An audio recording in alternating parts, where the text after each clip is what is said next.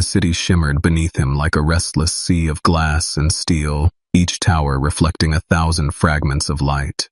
Alexander Kane stood in front of the floor-to-ceiling windows on the top floor of Kane Tower, his reflection a ghost staring back at him. Dallas spread out in every direction, alive and loud, but inside the penthouse office there was only silence.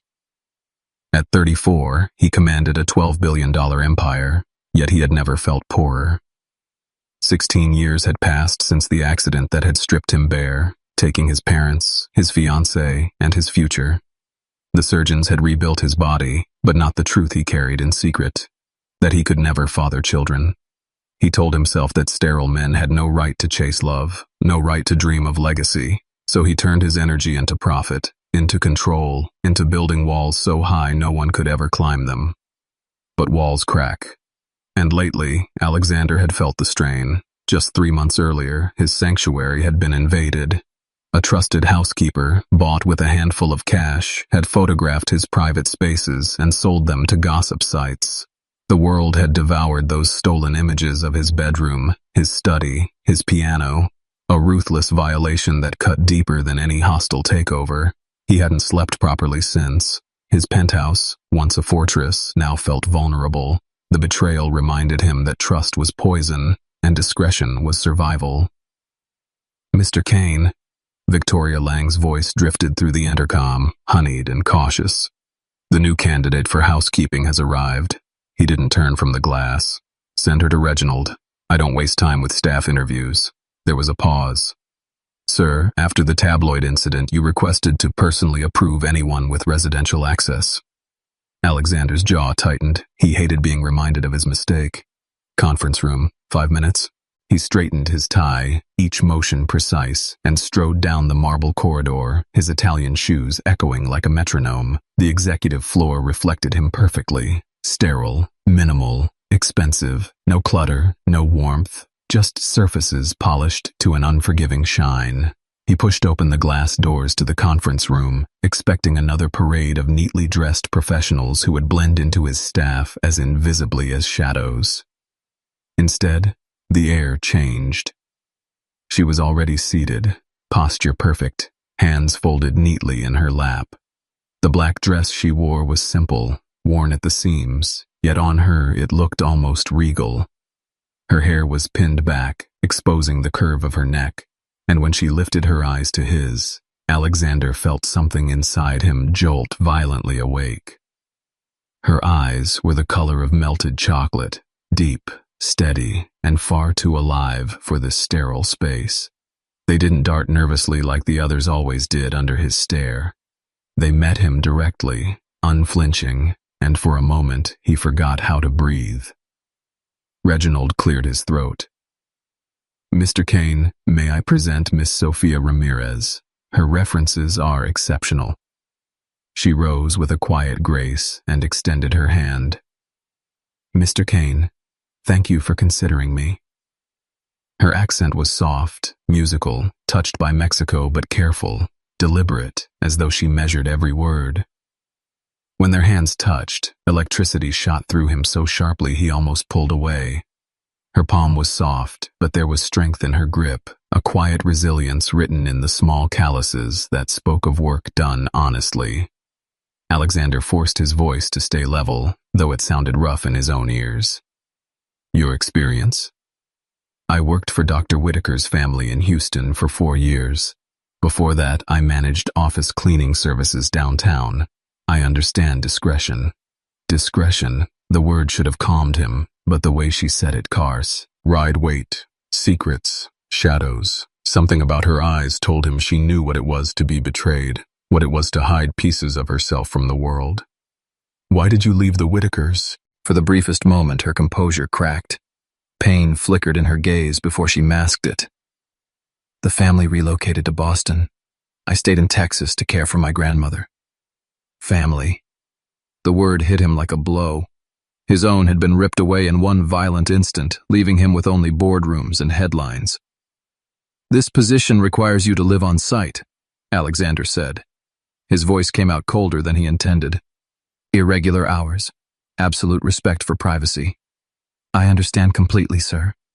She smiled, faint but real. I promise you won't regret it. It unsettled him. She looked at him as though she saw more than the billionaire headline, more than the fortress of control. As though she saw the man beneath, the one he'd buried long ago. Alexander turned away sharply. You begin tomorrow at 7. But as he left the room, his heart hammered against his ribs. For 16 years he'd felt nothing but ice. Now, after a single glance, a single touch, his fortress had its first crack. Something dangerous had just stepped into his carefully ordered world, and her name was Sofia Ramirez. The night was silent across the glittering Dallas skyline, but inside the glass fortress of Kane Tower, shadows whispered restlessly. Alexander Kane tossed in his bed like a man hunted by his own past. 16 years of icy control crumbled in his sleep, and the sounds escaping his throat were raw enough to cut through steel. He called a name again and again, the same name he had buried with his dreams, Sofia. His body jerked under silk sheets, sweat soaking into the mattress as if his grief was trying to drown him. The sound reached her where she worked down the hall. Sofia Ramirez had been polishing the glass banisters when the cry pierced the air. For a moment she froze, unsure if she should intrude. Every instruction since she had stepped into this penthouse was about privacy and distance. But there was no mistaking the agony in his voice. She moved quickly, bare feet silent on the polished floor, heart pounding as she opened the master bedroom door. What she saw was not the billionaire carved in stone she had met hours earlier, but a man unraveling. Alexander's face was twisted in anguish, his fists clenched, his lips forming words that shattered her heart. He begged the dream not to take her, not to leave him. His voice cracked with desperation, and Sofia recognized the sound because she had heard it in herself once before. She crossed to the bed and hesitated only a second before placing her hand gently on his shoulder. Her voice was soft but firm, in Spanish first, and then in English, telling him he was safe. His eyes snapped open, wild and disoriented. For a long moment he looked at her as though she were a ghost returned to torment him. Then awareness settled in, and with it came shame. You should not be here, he rasped, his voice broken from the weight of the dream. I heard you calling out, she said simply. I was worried. He sat up, pushing his hands through his damp hair. Moonlight through the glass walls painted him younger, stripped of his armor, a man who had lost too much too soon. The walls he built every waking moment seemed paper thin in this hour between night and dawn. Do they come often? She asked quietly, not prying, but offering him space. Every night, he admitted. The words seemed to shock him as they left his mouth. Sofia said softly, she must have been important. His body went rigid. My fiancée. 16 years ago. We were driving to dinner with her parents. A drunk driver ended everything. She died instantly. I lived, but broken in ways the doctors could not repair. Sofia lowered her eyes, but her voice was steady. I know what it is to lose everything. My parents died when I was 19. A fire in the factory where they worked. No safety rules, no one cared. I came here with nothing but my grandmother's prayers. Alexander stared at her, struck silent. For the first time in years, someone was not asking for money or favors. She was not impressed by his empire. She was sharing her scars like they mattered. Children don't create legacy, she said, lifting her gaze again. Love does. The kindness you leave behind, that is what endures. He almost laughed, but the sound died in his throat. No one had ever dared call him kind, yet this woman looked at him as if she could see it buried deep inside. Stay, he whispered before he could stop himself. The nightmares are worse when I am alone. Sofia hesitated, then lowered herself into the chair beside his bed. The silence that followed was not empty, but alive. She told him about her grandmother's strength, about tamales cooked with recipes older than both of them, about a belief that home is where love chooses to live. And Alexander listened as if her words were the first sunlight after a lifetime of storms. When her eyes finally closed and her head tilted back in the chair, Alexander lay awake, staring at the ceiling. His empire could crumble, his wealth could vanish, but something far more dangerous was happening. For the first time in 16 years, the ice around his heart was melting, and he did not know if he wanted to stop it. The most dangerous fire was not the one that scorched the skin, but the one that thawed a frozen heart. 2 months had passed since Sophia had first stepped into Alexander Kane's nightmares, and each day since had tested the walls he had spent 16 years constructing. What began as English lessons over coffee had shifted into conversations that stretched until midnight. The penthouse that once echoed with emptiness now carried the quiet sounds of laughter, of shared meals, of a life Alexander never thought he would taste again. But every sunrise brought with it a new battle. Alexander told himself he could control this, that she was only his employee, that the sudden light in his world was temporary.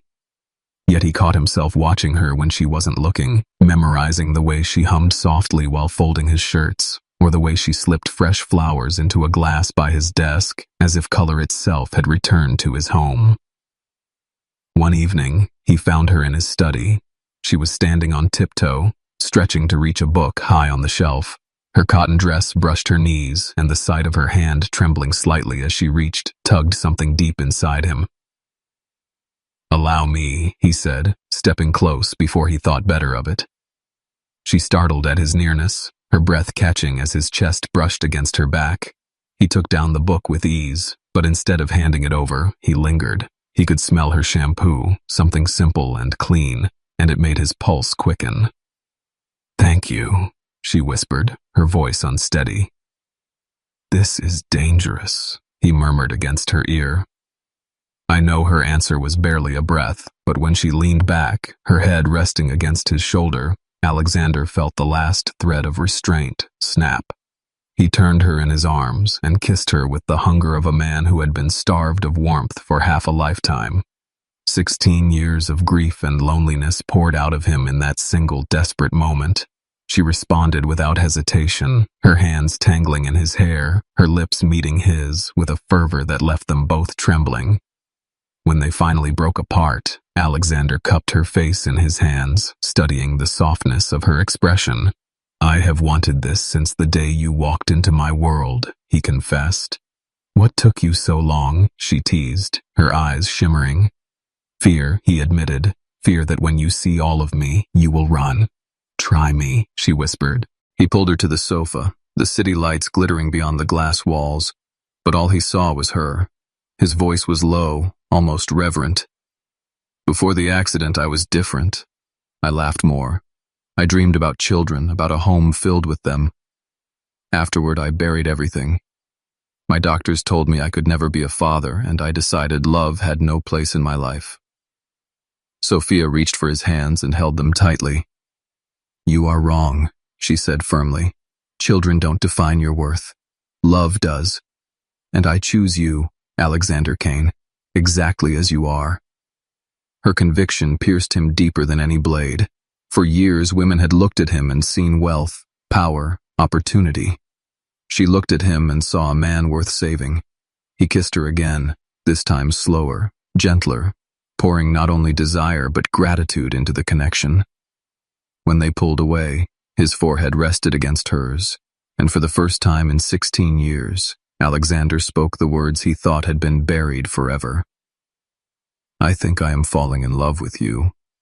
Her eyes glistened as she whispered back, "I already am." Outside, the city roared with its usual chaos, but within the fortress of glass, a miracle had begun. Two broken souls had found each other in the unlikeliest of places, and though they did not yet know it, the path ahead would test them with storms powerful enough to shatter everything they were building. But for this moment, for this fragile, perfect night, Alexander Kane was alive again. Love tasted sweet until the world decided to poison it. 2 weeks after Alexander Kane first confessed his feelings, he stood outside a weathered apartment building in East Dallas clutching a bouquet of sunflowers. His heart, which once beat only for quarterly reports and profit margins, now raced at the thought of meeting one woman's grandmother. Sophia stood beside him, her hand warm in his. She had insisted he coalesce. Me not as the billionaire in Armani, but as the man she was teaching how to live again. He wore khakis and a simple shirt, clothes that felt foreign against his skin, yet strangely liberating. She will love you, Sophia whispered with a teasing smile. Just be yourself. Myself is a man who has forgotten how to be human, Alexander muttered. But when the door opened and Abuela Maria appeared, every ounce of his practiced composure dissolved. Maria was small in stature but immense in presence. Her silver hair framed sharp eyes that had seen too much of life to be fooled by charm. She studied him the way a general studies an enemy across the battlefield. Sophia introduced them, and Maria simply said, "Come in, we eat." The apartment smelled of spices and memories. Family photographs covered the walls, and a feast waited on the table. Maria served him tamales and rice, watching every bite with hawk-like precision. Alexander praised the food, but Maria's silence made sweat prickle at his collar. Finally, she spoke. "My granddaughter is strong and kind, but also fragile. She has been hurt before. Will you be another man who promises the world and delivers pain?" Alexander set down his fork. His voice was steady, but his chest burned with sincerity. "No, ma'am. I will spend my life protecting her from pain." "All men say this," Maria replied. "Few mean it." "I mean it," Alexander said firmly. "I love her. I want to marry her." Sophia gasped, but Maria's eyes narrowed. "Do you want children?" she asked. The question struck like a hammer. He forced himself not to look away. "I cannot. The accident left me unable, and it devastates me. But she chooses me anyway." For a long moment, Maria studied him in silence, then ordered Sophia to fetch milk from the store, though they already had some. Alone with Alexander, Maria finally spoke in a quieter voice. "My husband and I could not have children either. We raised Sophia when tragedy stole her parents. Love is not what you give in blood, it is what you share in faith. Do not fail her, Cain. If you break her heart, I will make you regret it, even with these old hands." Despite the threat, Alexander smiled. "I believe you would, ma'am." Something softened in Maria's face, and she finally nodded. "You may stay," she said. When Sophia returned, Maria was teaching Alexander how to make flan. His hands clumsy, hers patient. It felt less like a test and more like a strange initiation.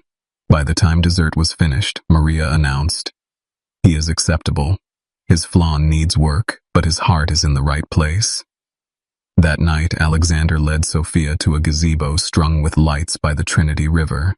He had prepared everything with care, waiting for the perfect moment. When he dropped to one knee, velvet box trembling in his hand, Sophia's eyes filled with tears. "You saved me," he said. "You brought light into my darkness. I want to spend my life proving worthy of you. Will you marry me?" Sophia whispered yes again and again as he slipped his grandmother's ring on her finger. They kissed under the lights, and for the first time Alexander felt whole. But even as joy filled the night air, shadows were gathering. Unseen eyes watched from a distance, snapping photos through a long lens. Their love had survived grief and fear, but the world was about to test whether it could survive betrayal. Heaven never warns you before it turns into hell. For 6 perfect months, Alexander Cain woke beside the woman who had melted the ice in his chest. His mornings were filled with the warmth of Sophia's smile, his evenings with the SCE, and of her cooking and the sound of her laughter. The penthouse no longer felt like a fortress, but a home, and the world that had once seemed cold and unyielding now glowed with possibility. But paradise has cracks, and they revealed themselves the moment Eleanor Cain returned with sharpened claws. His mother arrived at his office in a storm of Chanel perfume and disapproval. Her voice was polished steel as she paced behind his desk. "This engagement has created complications, Alexander." He kept his tone measured. "Good morning to you too, Mother. Careful how you speak about the woman I love." Eleanor's smile was brittle. "I understand the appeal. She's exotic. She's grateful. But this isn't love. It's fantasy. You are about to throw away the Cain legacy for a maid who cannot even give you an heir." Alexander froze. "How do you know about that?" "I have my sources, she said smoothly. You need children. Alexander, real children, to continue the Kane name. He stepped closer, his voice low and dangerous. Any children I have will be adopted no matter who I marry. I'm sterile mother, have been for 16 years. Eleanor faltered, but quickly recovered. Then all the more reason to marry someone from our circle. Isabella Voss would be perfect. Her father has influence. Together you could rebuild. I don't love Isabella. I love Sophia. Love fades. Eleanor hissed. Power endures. Not in my world, Alexander snapped. I am marrying Sophia Ramirez. You may attend graciously or stay away, but if you ever insult her again, you will be cut out of my life completely. Eleanor's eyes filled with tears. I am your mother. I am trying to protect you. No, he said coldly. You are trying to control me. There is a difference. He opened the door and gestured for her to leave. When you are ready to treat my fiancé with respect, you are welcome in my life. Until then, stay away. Hours later, he returned home to find Sophia waiting in the kitchen. She saw the storm in his eyes and asked quietly, was it that difficult? He pulled her close. She wants me to marry Isabella Voss. Maybe you should consider it, Sophia whispered. The words pierced him like knives. What? Your mother isn't wrong, she said softly. Isabella belongs to your world. She would not bring you scandal. I don't want to be the reason you lose everything. He gripped her face with both hands. You are my world. I would rather have one day with you than a lifetime with anyone else. Do you hear me, Sophia? Her eyes filled with tears, and she nodded, but the doubt remained, a shadow neither of them could shake. That night at Maria's apartment, Alexander told both women everything. Maria listened quietly, her hands steady as she served enchiladas. When he finished, she looked at him with the wisdom of 80 years. Mothers who truly love their children want them to be happy. If she loves you, she will accept Sophia. If she does not, then she loves her pride more than her son. Later, as Alexander lay in bed with Sophia's head on his chest, he whispered, You are my measure of success now. Not profits, not legacy, just your smile in the morning and your laugh at night. Sophia kissed his chest. Then promise me one thing. Whatever storms come, we face them together. He promised with all his heart, but even as he drifted into sleep, the weight of his mother's words pressed on him. Happiness this perfect never lasts long. Somewhere in the shadows, enemies were waiting, and when they struck, they would tear apart everything he had just begun to build. The cruelest truth about paradise is that it blinds you to the hell waiting just beyond its gates. The morning had begun like any other. Alexander and Sophia sat in his office reviewing proposals for the foundation they dreamed of launching after their wedding. Papers lay scattered across the table, Sophia's handwriting neat and careful beside his bolder strokes. It felt ordinary in the most extraordinary way, the kind of ordinary that he once thought he would never deserve. Then came 3 sharp knocks that shattered the illusion. Victoria's voice crackled through the intercom. Mr. Kane, there are federal agents here to see you. They say it's urgent. Sophia's eyes widened, but Alexander's expression barely shifted. He had trained himself to mask fear, but inside his chest ice was forming. Send them in, he said. The door opened and 3 agents entered in dark suits that smelled of authority and inevitability. The woman in charge flashed her credentials. Agent Harlan, FBI Financial Crimes Division. With me are Agent Morales and Agent Lee. We need to speak with you privately. Sophia will hear anything you have to say, Alexander replied firmly. Agent Harlan's eyes narrowed. Very well. Mr. Kane, we have substantial evidence linking you to a money laundering operation spanning 5 years. Wire fraud, tax evasion, violation of the Bank Secrecy Act. The accusations hit like physical blows, but Alexander kept his voice steady. That is impossible. Every transaction in Kane Enterprises is documented and legal. Then perhaps you can explain these offshore accounts. She slid a folder across the desk. Alexander opened it and felt the blood drain from his face. Bank statements, wire transfers, signatures that looked exactly like his own.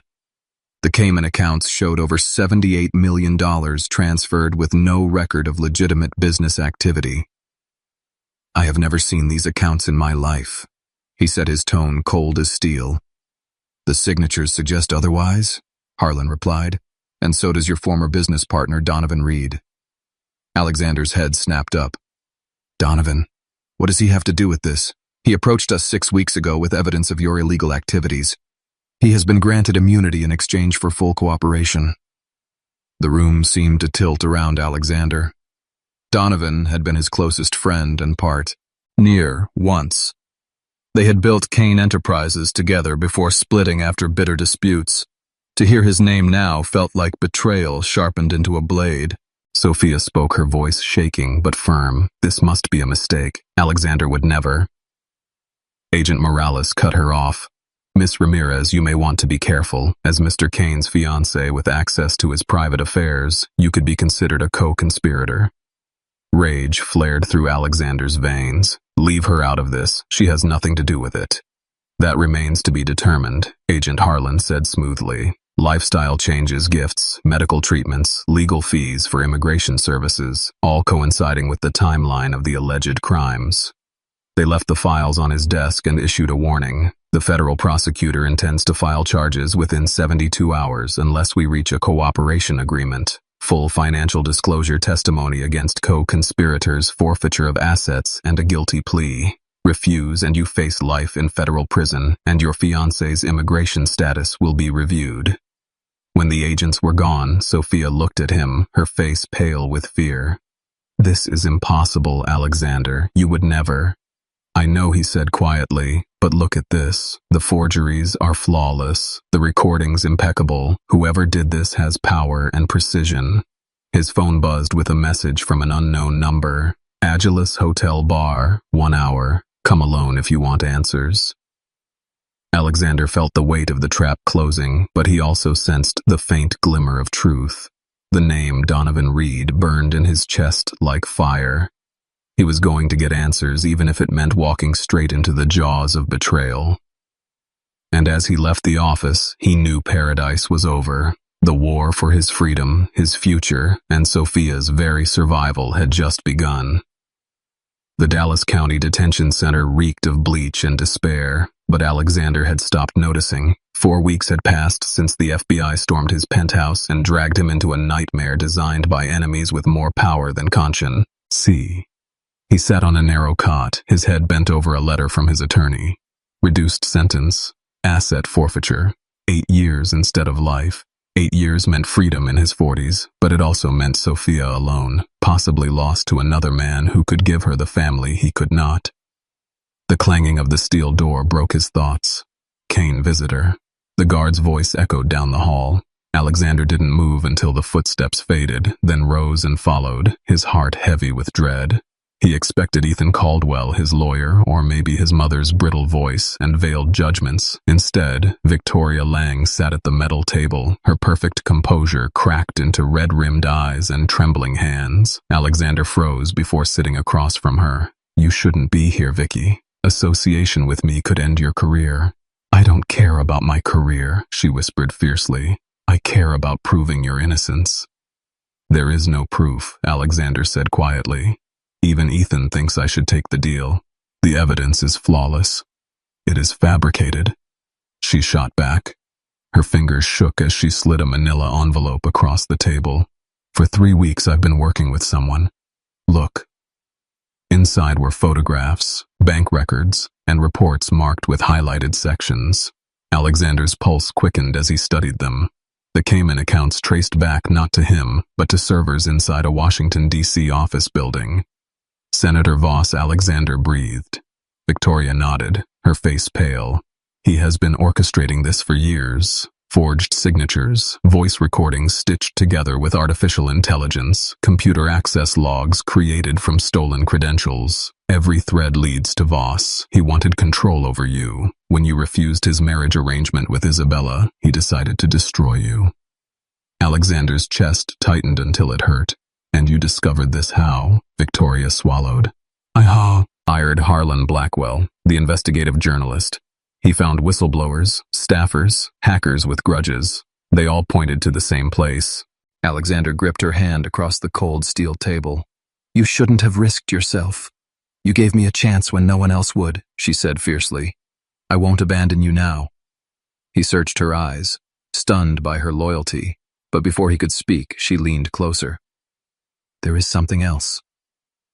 Sophia didn't run. His world tilted. What are you talking about? She's been working with Blackwell, using connections from her journey, cleaning crews, immigrants in government offices invisible to men like Voss. She's infiltrated his world gathering evidence. The blood drained from Alexander's face. She could be killed. She believes clearing your name is worth the risk.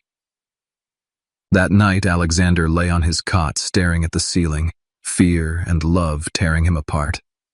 Sophia was out there somewhere, risking everything for him. The next morning brought another shock. A guard escorted him to the visiting room again, and this time Senator Harlan Voss himself waited, dressed in a tailored suit and wearing the smirk of a predator who thought he had already won. Mr. Kane, Voss said smoothly, you look terrible. I came to offer you a way out. Marry my daughter Isabella, walk free, reclaim your life. Alexander leaned forward, his voice like a blade.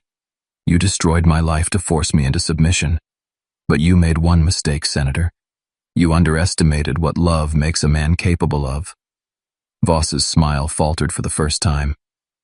And in that crack, Alexander saw something he hadn't felt in weeks. Hope. The battle wasn't over. It had only just begun. The chains around Alexander's wrists rattled as the guard led him out of the detention center into the burning Texas sun. 6 weeks inside had carved shadows into his face, but his eyes held something new, something fierce. He was free. Not because of any deal he had struck, but because the empire of Senator Harlan Voss had collapsed overnight. The news had spread like wildfire. Every major outlet carried the story of forged documents, AI-stitched voice recordings, and shell companies tied directly to Voss's office. It was a conspiracy so meticulous it should have remained hidden, yet someone had torn it wide open and handed it to the world on a silver platter. Alexander knew who. His phone buzzed the moment he stepped onto the courthouse steps. An unknown number. A single line.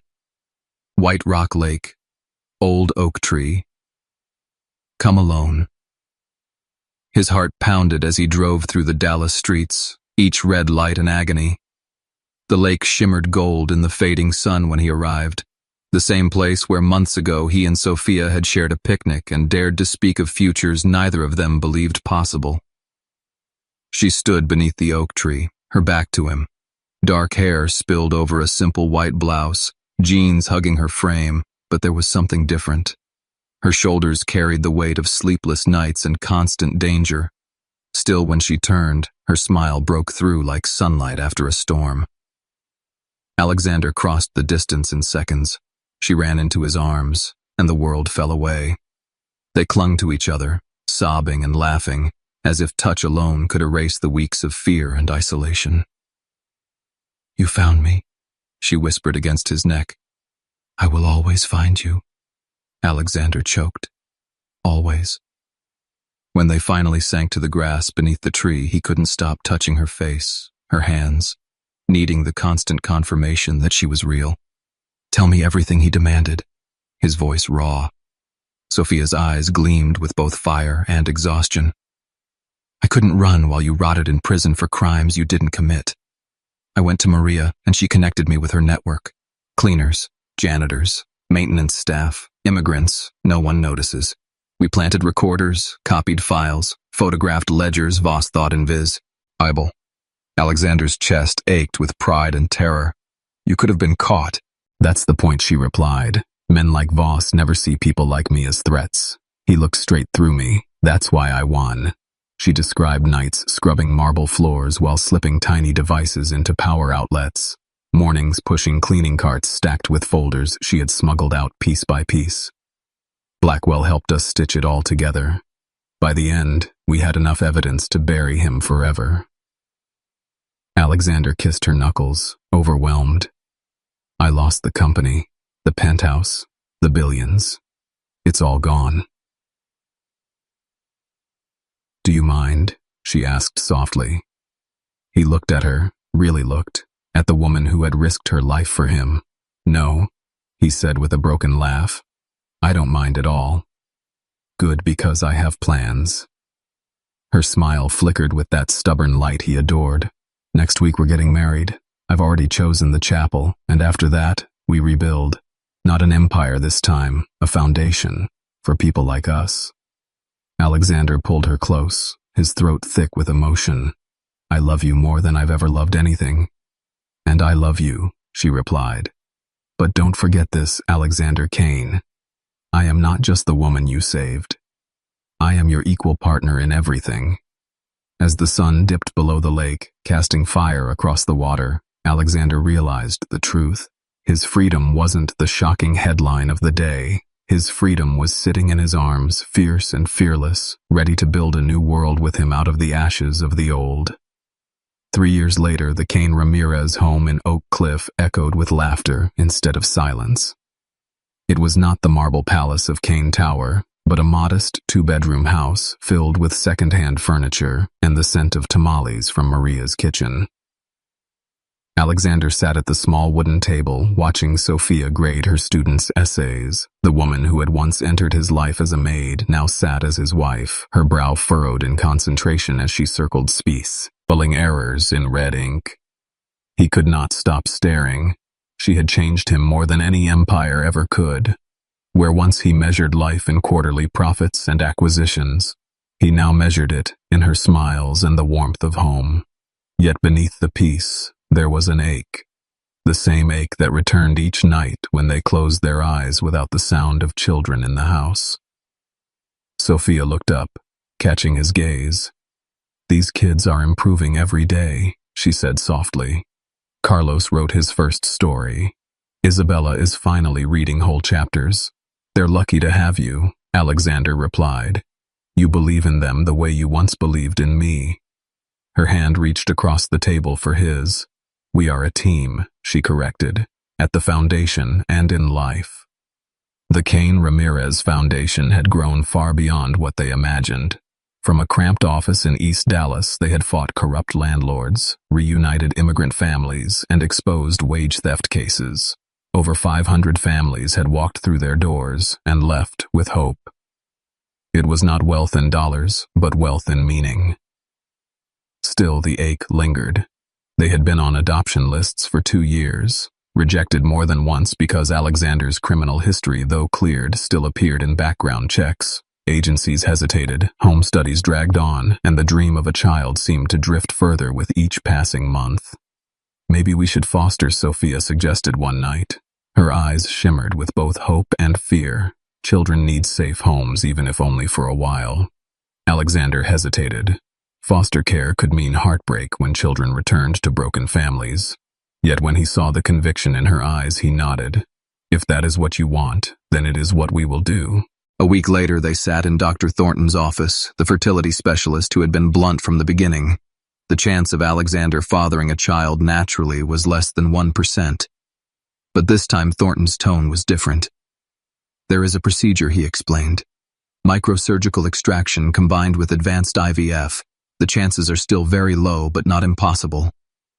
Sophia's fingers tightened around Alexander's hand. "How low?" she asked.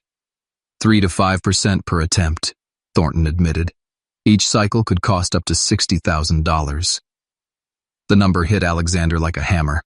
Their modest salaries and foundation work left them with barely $6,000 saved. To spend so much on such slim odds felt reckless. He opened his mouth to refuse, but Sophia's voice cut through.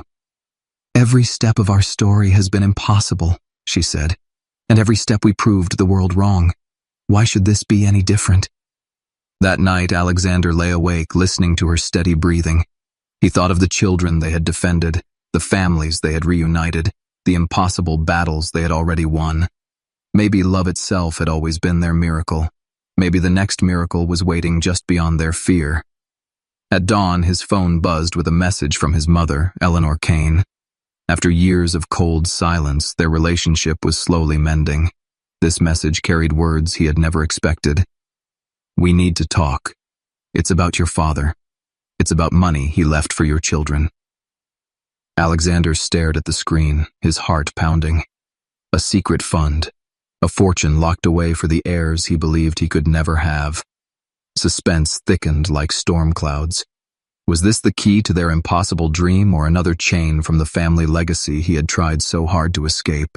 The storm broke at 3 a.m. when Sophia gripped Alexander's arm with a force that jolted him awake. Her face was pale and her breath came in sharp bursts. "It is time," she whispered through clenched teeth. The words he had prayed for and feared struck like lightning. The drive to Presbyterian Hospital blurred into a frenzy of red lights and whispered prayers. Alexander's knuckles were white on the steering wheel as he fought to stay calm. Beside him, Sophia closed her eyes and breathed through another contraction, her hands clutching the seat as though anchoring herself to the earth. "I am here," Alexander said over and over. "I am here, and I am not letting go." Hours later, the delivery room filled with harsh lights and the beeping of monitors.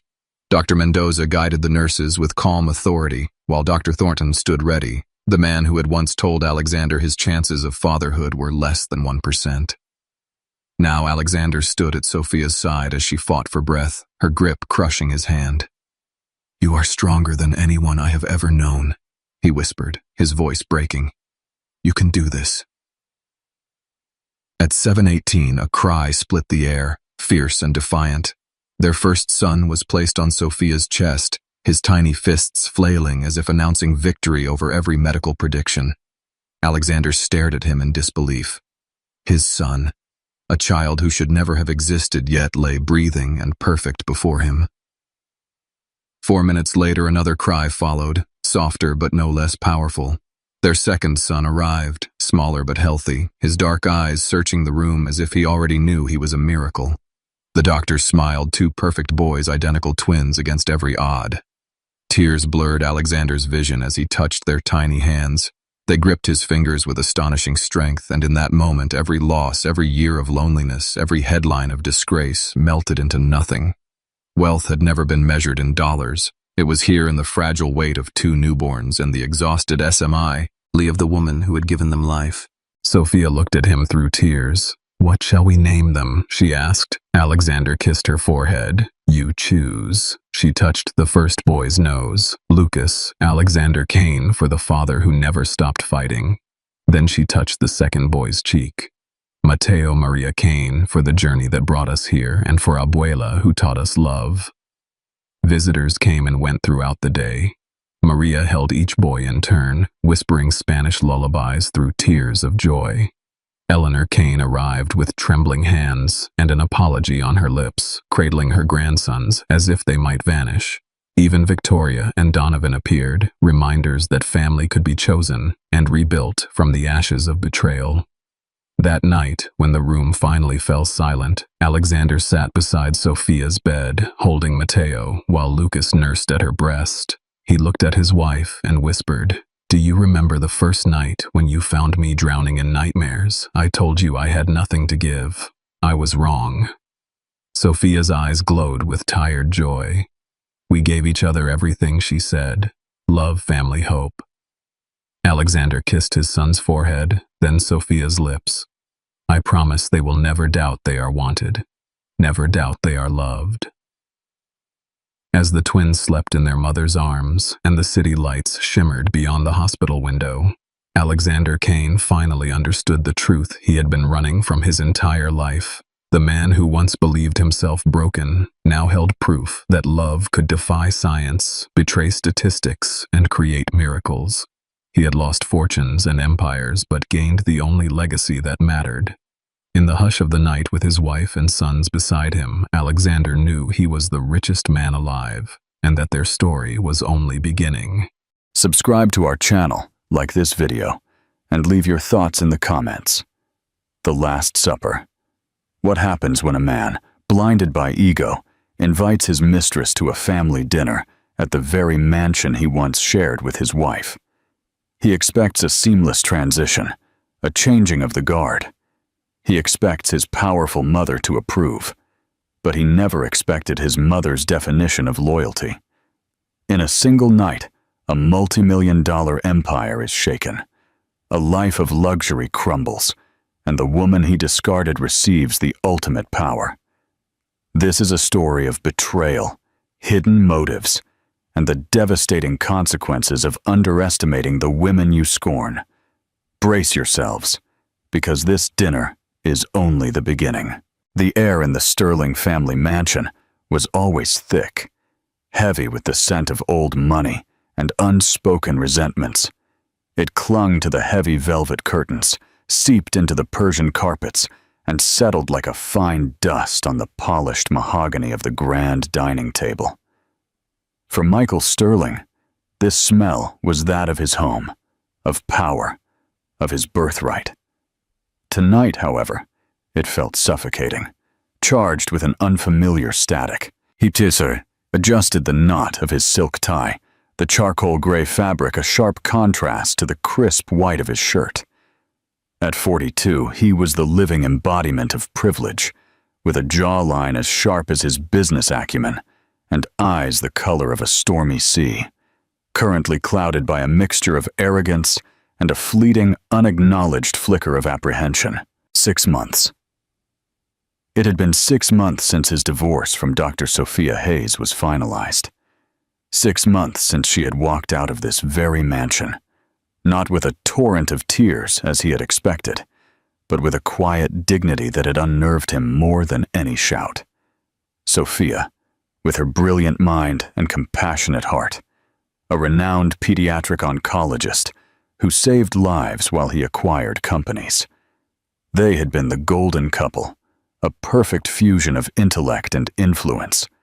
But Michael had found that perfection was terribly boring. He craved fire, passion, the thrill of the illicit, and he found it in Victoria Vance. Victoria was everything Sophia was not. She was a whirlwind of ambition and intoxicating beauty, a public relations specialist he had met at a conference and who had set out to conquer his world.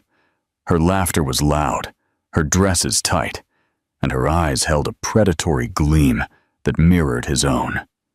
She was a conquest, a beautiful and dazzling prize that made him feel young and virile, a stark contrast to the comfortable, almost fraternal love he had shared with Sophia in their later years. The divorce had been swift, brutal, and surgically precise, much like the deals Michael orchestrated.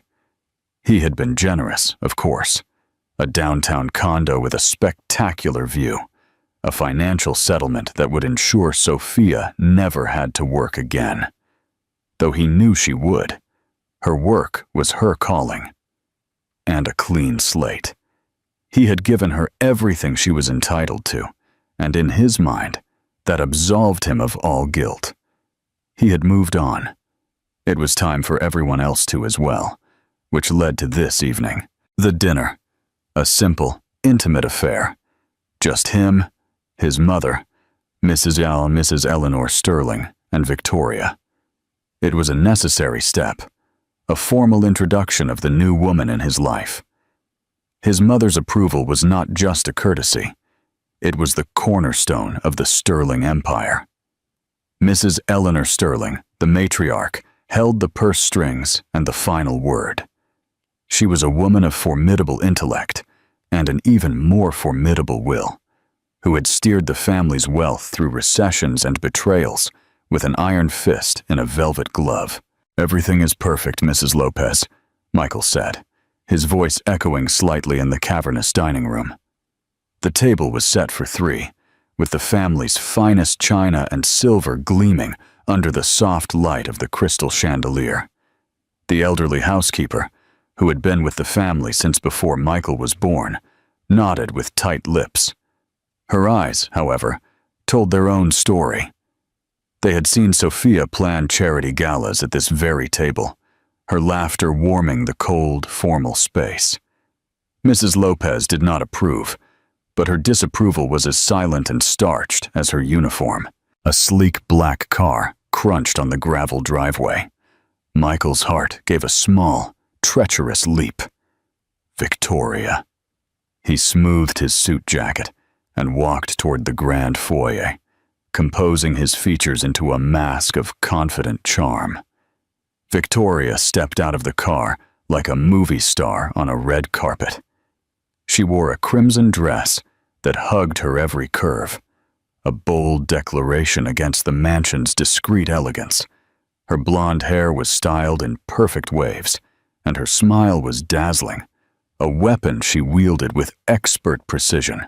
"Michael, darling," she purred, kissing the air beside his cheek. "This place is magnificent, even more than in the photos." Her eyes scanned the foyer, taking in the grand staircase, the ancestral portraits, the sheer brazen scale of the wealth on display. It was a look of hunger, a predator sizing up its prey. "It's my home," Michael said, simply. "Come, Mother is in the drawing room." He led her down the hall, his hand resting on the small of her back. He could feel the tension in her, the nervous energy vibrating beneath the confident facade. To her, this wasn't just a dinner, it was an audition. Mrs. Eleanor Sterling was the matriarch, and her verdict would be final. Mrs. Eleanor was seated by the fireplace, a book in her lap, though she wasn't reading it. She looked up as they entered, her gaze sharp and analytical. She was an attractive woman in her late 60s, with perfectly coiffed silver hair and a regal posture. She wore a simple but exquisitely tailored navy dress, adorned only with a pearl necklace and the large, formidable diamond of her wedding ring. "Mother," Michael said, his voice a little too loud. "This is Victoria Vance. Victoria, my mother, Mrs. Eleanor Sterling." "It's an honor to meet you, Mrs. Sterling," Victoria said, her voice honeyed. She extended a perfectly manicured hand. Mrs. Eleanor looked at the hand for a moment before extending her own, slowly and deliberately. Her grip was surprisingly firm. "Miss Vance," she said, her voice cool and neutral.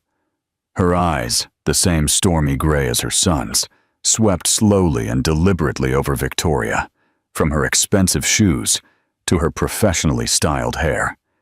It was not a look of welcome, but of appraisal, an appraisal of an asset, or perhaps a liability. "Michael has told me so much about you," Victoria continued, unperturbed. "Your work with the Arts Foundation is truly inspiring." "Is it?" Mrs. Eleanor replied, withdrawing her hand. "I find it's mostly paperwork and placating egos, something I'm sure you know a little about, Miss Vance, given your profession." The jab, subtle yet sharp, hung in the air. Michael felt a muscle in his jaw tense. This was not going to be as simple as he had hoped. He had anticipated some coolness, but this was a glacial chill. "We'll proceed to dinner," he interrupted, desperate to get them to the more structured environment of the dining table. As they settled into their seats, the silence was broken only by the tinkling of silver against china. The first course, a delicate lobster bisque, was served. Victoria, to her credit, navigated the complex array of silverware with ease, launching into a lively story about a recent public relations campaign. She was charming, witty, and beautiful. She was, on paper, a perfect match for a man of his stature. So why did her presence here feel so jarringly wrong? It was like hanging a garish piece of modern art in the middle of the Prado Museum. As Victoria talked, Michael's gaze drifted to the fourth place setting. He had explicitly told Mrs. Lopez that it would be just 3 for dinner. He shot a questioning look at the housekeeper, who stood stoically by the sideboard. She gave an imperceptible shake of her head, her eyes blinking toward Mrs. Eleanor. It was his mother's doing. Before he could question it, the sound of the front door opening and closing resonated from the foyer. Heavy, familiar footsteps approached the dining room. Michael's blood ran cold. He knew those footsteps as well as he knew the beat of his own heart. The dining room doors swung open, and there stood Dr. Sophia Hayes. She was not dressed for a formal dinner. She wore simple black trousers and a soft cream cashmere sweater. Her dark, curly hair was pulled back in a loose bun, and her face was devoid of makeup. She looked tired, as a doctor looks after a long, difficult day. But when her eyes met his, they were clear, steady, and held a strength that Victoria's manufactured confidence could never hope to match. She stopped in the doorway, her gaze taking in the scene. Michael, frozen in his chair. Victoria, with her fork halfway to her mouth, her face a mask of confusion and fury. And Mrs. Eleanor, who looked at Sophia and, for the first time tonight, smiled. A genuine, warm smile. "Sophia, darling," Mrs. Eleanor said, her voice holding an affection that had been conspicuously absent just moments ago. "Thank you for coming. We were just about to start." The silence that fell over the dining room was heavier than the ancestral portraits that lined the walls. It was a thick, suffocating blanket of shock, fury, and bewilderment. Michael felt as if the air had been sucked from his lungs. He looked at Sophia, his ex-wife, standing in the doorway of his family home, looking as if she had simply returned from a long day at the hospital, as had once been her routine. But now everything was different. He had made sure of that. Victoria was the first to recover. Her public relations training kicked into gear to smooth over the social grenade that had just detonated. She put down her fork with a delicate clink, her crimson lacquered nails a sharp slash of color against the white tablecloth. A strained, brittle smile spread across her lips. "Well, this is a surprise," her voice a carefully modulated purr, though her eyes, fixed on Sophia, were chips of ice. "Michael, you didn't mention we'd be having another guest." Michael could not find his voice. His gaze was locked on his mother. Mrs. Eleanor sat at the head of the table, the picture of composed serenity. Her expression gave nothing away. This was her move, her game, and he, his mistress, and his ex-wife were simply pieces on her board. Sophia, however, seemed unruffled. Her eyes, which held a deep, weary wisdom that always made Michael feel like a petulant child, scanned the room and settled on Mrs. Eleanor. "Mrs. Sterling," her voice was calm and steady, a soothing balm in the charged atmosphere. "You said it was urgent." "It is," Mrs. Eleanor replied simply, gesturing to the empty seat beside her, the seat that had always been Sophia's. "Please, join us." With a silent grace that felt like a rebuke to Victoria's flashy presence, Sophia walked toward the table. She did not look at Michael as she passed, a deliberate omission that stung more than any accusation.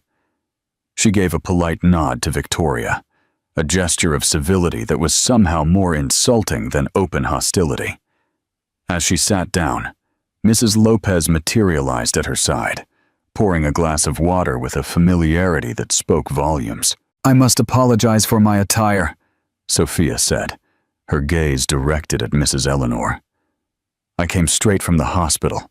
One of my patients, a little boy with neuroblastoma, had a difficult reaction to his last round of chemotherapy."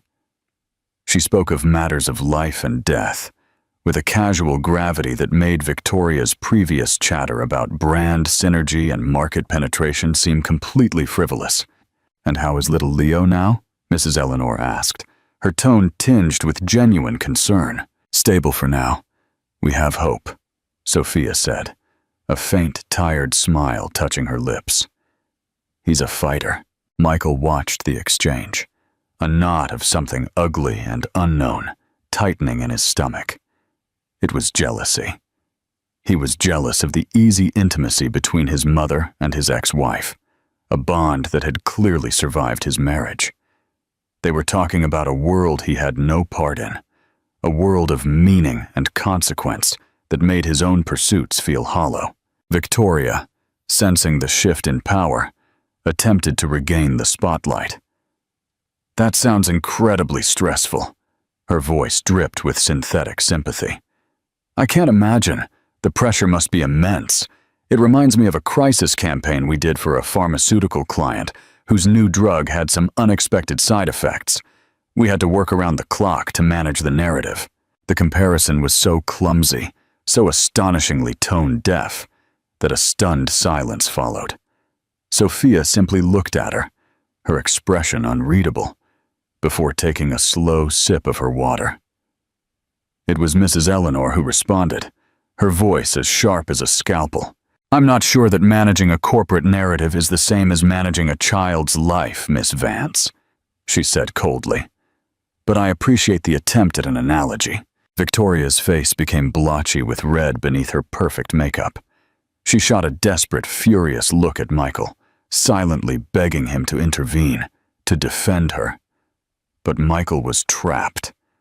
To defend Victoria would be to align himself against his mother, a strategic error of catastrophic proportions. To remain silent was to abandon his chosen partner, to leave her floundering in the icy waters of his family's disapproval. He chose silence. The main course arrived, a roasted duck with a cherry reduction, a dish Michael used to love. Tonight, it tasted like ash in his mouth. The meal proceeded in a state of unbearable tension. Mrs. Eleanor and Sophia spoke in low voices about topics that excluded Michael and Victoria: the hospital's next charity gala, a new medical research paper, a shared memory of Michael's late father. They were weaving a cocoon of shared history and mutual respect, leaving him and Victoria on the outside, looking in. Michael felt a surge of childish anger.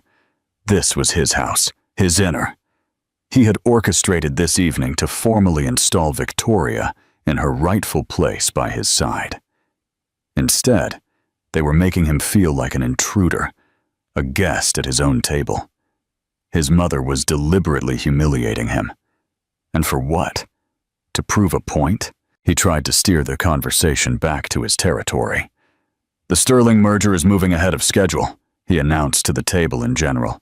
"We're looking at a final valuation that surpasses all initial projections. It's going to be the biggest deal of the year for the company." He looked at his mother, expecting a nod of approval, a flicker of pride. Instead, she turned to Sophia. "Sophia, do you remember Mr. Sterling?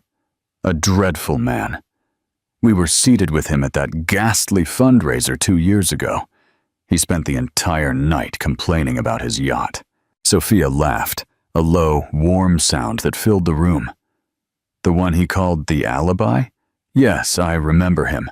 He told me my work was a cute hobby." Mrs. Eleanor smiled. "He's a fool. I do hope you're running him into the ground, Michael. Not because it's good business, but on principle." The dismissal of his professional triumph, the casual way they belittled a man he was about to make millions with, was infuriating. They were a united front, a fortress he could not penetrate. Meanwhile, Victoria had become increasingly silent, her former vivaciousness replaced by a sulky pout. She picked at her food, her eyes darting between the other three, a calculator running behind her gaze. She was reevaluating, reassessing the prize and the cost of her acquisition. She had likely seen this dinner as the final hurdle, the moment she would be officially welcomed into the dynasty. Instead, she had been relegated to the role of an unwanted, uninteresting interloper.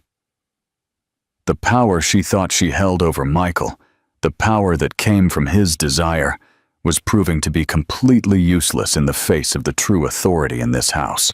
Finally, the ordeal of the main course ended. As the dishes were cleared, Mrs. Eleanor placed her napkin on the table. The gesture felt final, like a judge striking a gavel. "Well," she said, her gaze sweeping over the three of them. "This has been enlightening." She looked at Victoria, her expression one of polite disdain. "Miss Vance, thank you for coming. I believe you now have a clearer understanding of our family dynamic." It was not a question. Then she turned to Michael, and for the first time, he saw a flicker of something that looked like disappointment, a deep, maternal sadness that hurt more than her anger. "Michael, we need to talk." Her eyes finally rested on Sophia, and her expression softened completely. "And Sophia, I have something for you." Mrs. Eleanor meowed from her chair. "If you will all follow me to the study."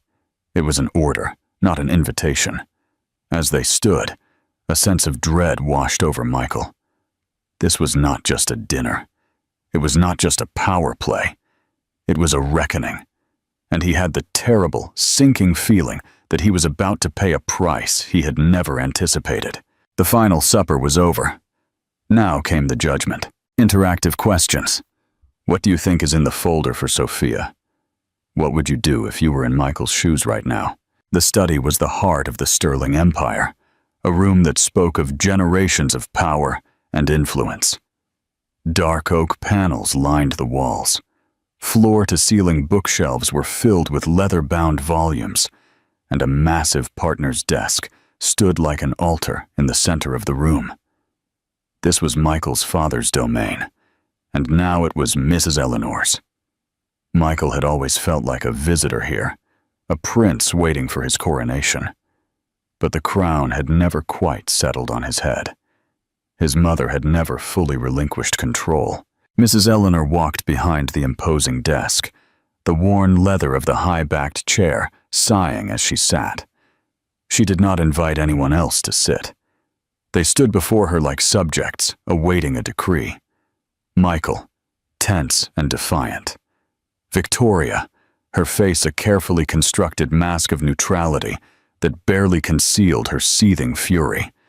And Sophia, calm and watchful, her stillness a sharp contrast to the nervous energy radiating from the other two.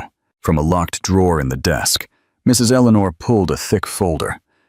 She placed it on the polished surface with a soft thud that echoed in the silent room. Her movements were deliberate, imbued with a sense of ceremony. She folded her hands into a steeple, her sharp, intelligent eyes fixed on her son. "Michael," she began, her voice stripped of its earlier coolness, now possessing a weary, almost clinical precision. "For the past year, I have watched you. I watched you cast aside a wife who was your intellectual and moral superior in every conceivable way. I watched you become infatuated with—" She paused, her gaze flickering to Victoria with dismissive brevity. "A woman who sees you not as a partner, but as a stepping stone, an acquisition. And you, blinded by a midlife crisis of astonishing cliché, were too arrogant to see it." Victoria gasped, a small, indignant sound. "Now you wait a minute." "You will be silent, Miss Vance," Mrs. Eleanor interrupted, her voice dropping to a low register. "You are a guest in this house, for now." Victoria's mouth snapped shut. Her eyes blazed with fury, but she held her tongue. She looked at Michael, a silent demand for him to defend her honor. Michael's jaw was so tight, a muscle pulsed in his cheek. He wanted to rage, to shout, to tell his mother she had no right. But the words died in his throat. He was paralyzed by the sudden and terrifying realization of his own powerlessness. Mrs. Eleanor returned her attention to Michael. "I had hoped you would come to your senses, that the divorce would be a shock to your system, a moment for self-reflection. Instead, you have doubled down on your folly. You have sought to install your mistress in Sophia's place, in this house, at my table. You believed your wealth and your name could simply erase your transgressions, that you could trade one woman for another as if you were changing a suit. You have shown a profound lack of judgment, of character, and most importantly, of loyalty. Not just to Sophia, but to the legacy your father and I built." Each word was a hammer blow, dismantling the facade of the powerful, confident man Michael believed himself to be. He felt naked, exposed like a foolish, reckless boy in front of his mother, his ex-wife, and the woman he had chosen in her place. The humiliation was a physical thing, a hot, coiled snake in his stomach. "What is this, mother?" he finally managed to say, his voice tight. "A lecture? A public humiliation?" "It is a severe correction," Mrs. Eleanor stated calmly. She slid the folder across the desk. It stopped directly in front of Sophia. Sophia looked at the folder, then at Mrs. Eleanor, her brow furrowed with confusion.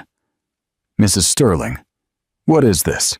"Open it," Mrs. Eleanor instructed softly. With trembling fingers, Sophia untied the ribbon and opened the folder. Inside was a single, heavy document, filled with dense legal text. At the top, in bold, were the words, "Deed of Gift." Michael's eyes widened. He stepped forward, trying to see the document, a cold chill running down his spine. A deed? A deed for what? Sophia's eyes scanned the page, her expression shifting from confusion to utter disbelief. She looked up, her mouth slightly agape, and her gaze met Michael's.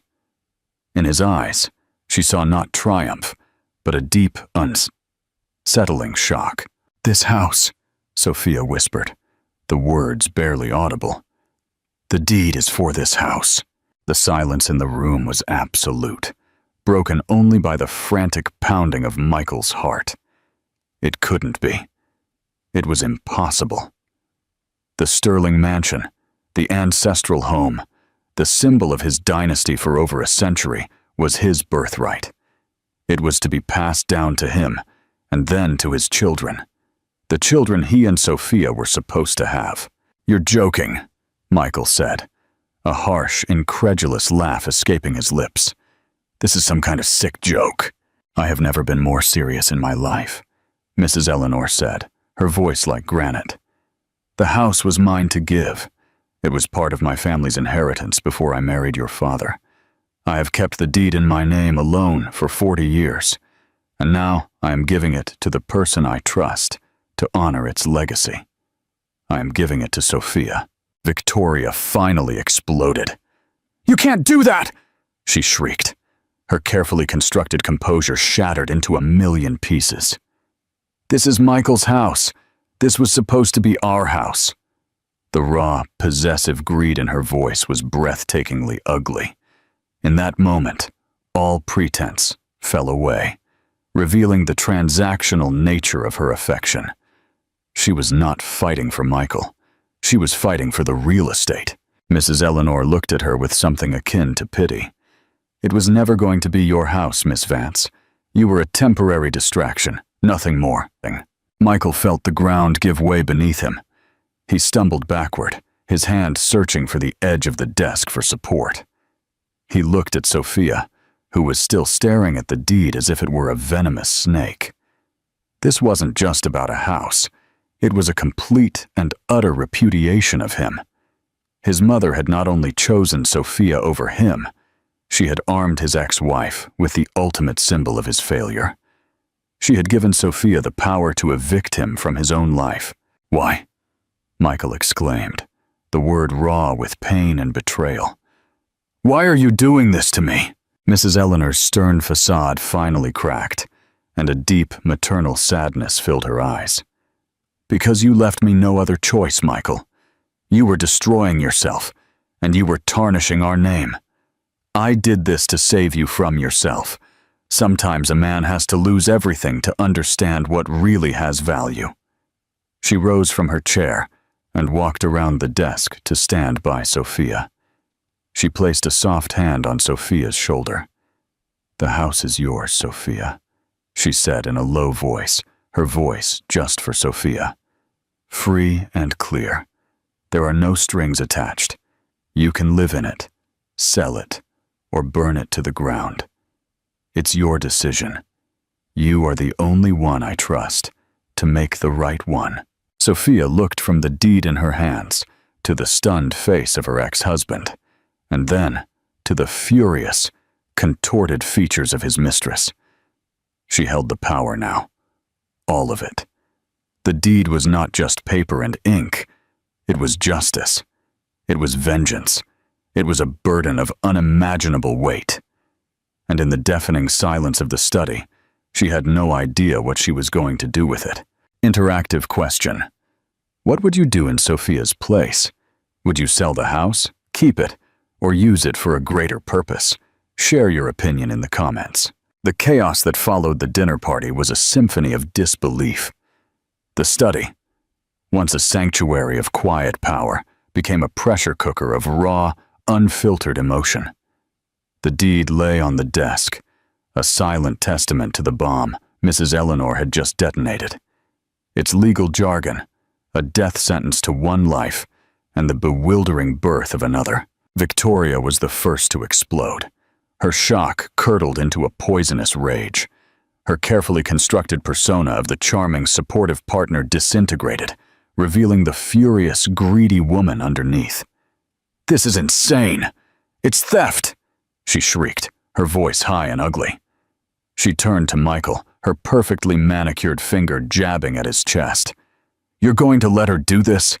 You're just going to stand there and let her give our future to her?" The possessive pronouns, "our future," hung in the air, suddenly sounding hollow and transactional. Michael flinched, not from her touch, but from the raw greed in her eyes. For the first time, he saw Victoria not through the haze of infatuation, but through the cold, clear lens of his mother's appraisal. He saw a woman who had attached herself to his wealth, not his heart. The realization was a nauseating jolt, a splash of ice-cold water to the face. "Victoria, stop," he mumbled, his voice weak, unfamiliar to his own ears. He felt hollowed out, a puppet whose strings had been cut. "Stop!" she shrieked, her laugh high and hysterical. "You just got publicly emasculated by your own mother, and you're telling me to stop? She gave your home, your legacy to the woman you left. Don't you see the humiliation? She's laughing at you. Both of them are." Victoria's gaze darted to Sophia, who still stood by the desk, the deed held loosely in her hand. Sophia looked pale, stunned, as if she'd been struck by lightning. There was no triumph in her expression, no hint of laughter. There was only a deep, overwhelming shock. "And you," Victoria spat at Sophia. "Don't think I don't see what this is. You played the long game, didn't you? The poor abandoned wife, cozying up to the lonely old matriarch. You manipulated her." Sophia finally looked up, her eyes focused on Victoria, as if seeing her for the first time. The weariness in her expression was replaced by a flicker of steel. "You and I are very different, Victoria," Sophia said. Her voice was quiet, but it held immense weight. "You see a prize to be won. I see a family that is being torn apart. You think this is about a house? It's not." She looked at the deed in her hand, her expression one of profound conflict. "I don't know what this is, but it's not a victory." The quiet dignity of her reply seemed to enrage Victoria even more. She turned to Michael, her last desperate attempt. "Michael, fix this, call your lawyer, sue her, do something!" But Michael was no longer listening to Victoria. His world had shrunk to two people, his mother, who stood like a marble statue of judgment, and his ex-wife, who now held the keys to his entire life in her hands. He felt a primal rage building, a desperate need to reclaim his dominion, to reassert his place at the top of the food chain. He shoved past Victoria and faced his mother. "How could you?" His voice was low and dangerous. "After everything I've done for this family, for the company, you cut me off at the knees, you humiliate me in front of them. You hand over the heart of our family to a stranger." "A stranger?" Mrs. Eleanor's voice was tinged with incredulity. "Sophia has been more of a daughter to me for the past 10 years than you have been a son. She has upheld our values while you have trampled on them. She gave lives while you accumulated assets. She is not the stranger here, Michael. You are."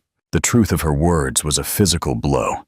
He had become a stranger in his own home, in his own family. The realization was so profound, so devastating, that his anger momentarily gave way to a vast, empty chasm of despair. He turned his gaze to Sophia, a different emotion now swirling in the toxic cocktail of his feelings.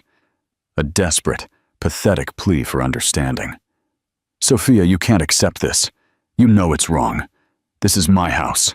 Sophia looked at him, and for a moment, he saw a glimmer of the old Sophia, the woman who had once loved him. the woman whose compassion was as boundless as her intellect. He saw pity in her eyes, and that was worse than her anger. "Your house?" she repeated in a low voice. "Was it my house, Michael? When you were booking hotel rooms with her? When you were texting her from our bed? Was it my house then? Or was it just a beautifully decorated stage for your life, where I was just another prop?" He had no answer. Her words were true, and the truth was a brutal, unforgiving thing. He had desecrated their shared space long before Victoria ever set foot in it. The tension in the room was unbearable. It was Sophia who finally broke it. She placed the deed carefully back on the desk, her hands trembling slightly. "I need air." Her voice was tight. She looked at Mrs. Eleanor. "I can't think about this right now. It's too much." "Of course, dear," Mrs. Eleanor said softly. Sophia turned and walked out of the study, her footsteps silent on the thick carpet. She did not look back.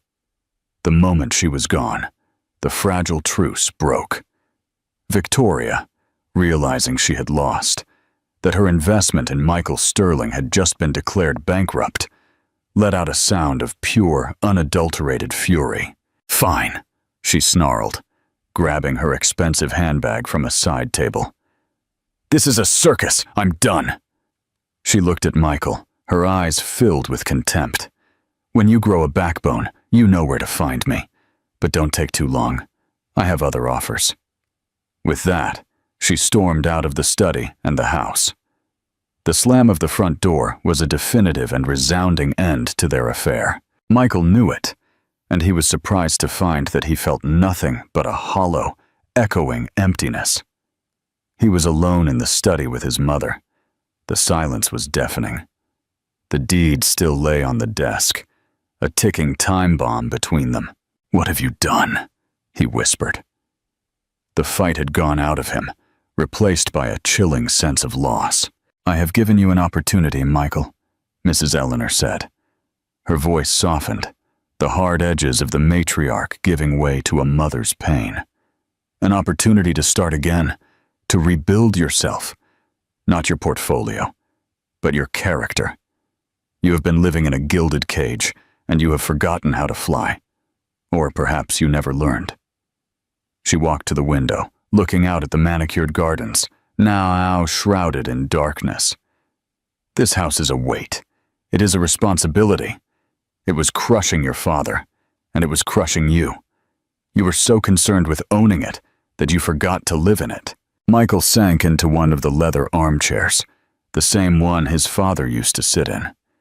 He felt small, insignificant. He had lost his wife, his mistress, and his home in the space of an hour. He had been stripped of everything that defined him, his wealth, his power, his name. They all felt like a costume he had been wearing, and his mother had just ripped it off. He looked at the deed on the desk. Sophia had left it. She hadn't taken it with her. A small, irrational spark of hope ignited within him. Maybe she would refuse it. Maybe she would see this as the cruel and manipulative act it was, and reject it on principle. But as he sat there, in the ruins of his life, another, more terrifying thought dawned. What if she didn't? What if she accepted it? What if, tomorrow, Dr. Sophia Hayes, the woman he had betrayed and discarded, became his landlady? The power imbalance that had so defined his entire life had just been completely and devastatingly reversed. And he had no idea how to live in a world where he was not in control. Interactive question. Do you think Michael can truly change, or will he revert to his old habits? What would be your advice to him right now? Let us know in the comments below. The days that followed the dinner were steeped in a new kind of silence. The old silence of the Sterling mansion had been one of oppressive formality and unsaid rules. This new silence was one of absence and uncertainty.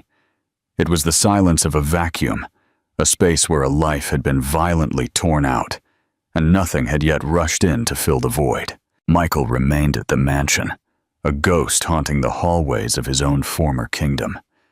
He had half expected Sophia to arrive with a lawyer and an eviction notice the next day. He had braced himself for it, rehearsing speeches of righteous indignation in his head. But she never came. She didn't call. She didn't text. The deed remained in the study, a potent symbol of her power. Yet she refused to wield it. Her inaction was a more effective form of psychological warfare than any legal maneuver. She left him in a state of suspended animation, unable to move forward, unable to go back. His mother had also retreated. She kept to her wing of the house. Their paths crossed only occasionally in the vast, empty hallways. There were no more lectures, no more confrontations. She had fired her shot and was now waiting, watching, letting the consequences of his actions play out. Her silence was one of patient expectation, and it unsettled Michael more than her anger. Stripped of his usual distractions, the thrill of the deal, the flattering presence of Victoria, Michael was left with nothing but time and the resonant silence of his own thoughts. He roamed the house like a caged animal, from the grand ballroom where he and Sophia had hosted their first charity gala, to the sun-drenched breakfast nook where she used to read medical journals on Sunday mornings. Every room held a memory of the life he had systematically dismantled. He found himself thinking of Sophia not as the wronged ex-wife or the new owner of his home, but as the woman he had once known. He remembered her passion for her work, the way her eyes would light up when she talked about a breakthrough in a patient's treatment. He remembered her quiet strength, her unshakable moral compass, her ability to find joy in the smallest things. A rare bird in the garden, the first snowfall of winter, a perfectly brewed cup of tea. These were the parts of her that he had found comfortable, predictable, and ultimately boring. Now, in their absence, he felt a deep, aching emptiness. One afternoon, driven by an impulse he didn't fully understand, he found himself in their old walk-in closet. It had been emptied, of course.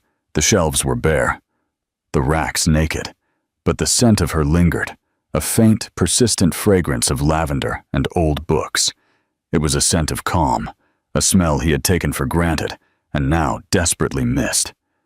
On the floor, in a forgotten corner, lay a single, small object. A copy of Persuasion by Jane Austen, her favorite novel, bound in worn leather. He picked it up, the cover soft and supple from years of being read and reread. He opened it, and a tiny pressed flower fell from between the pages, a daisy from the mansion's garden. A memory, sharp and painful, pierced through him. A lazy summer afternoon, years ago, when they were still happy, when he had picked that daisy and tucked it in her hair. The small, simple gesture of love felt like a relic from another life, a testament to a man who no longer was.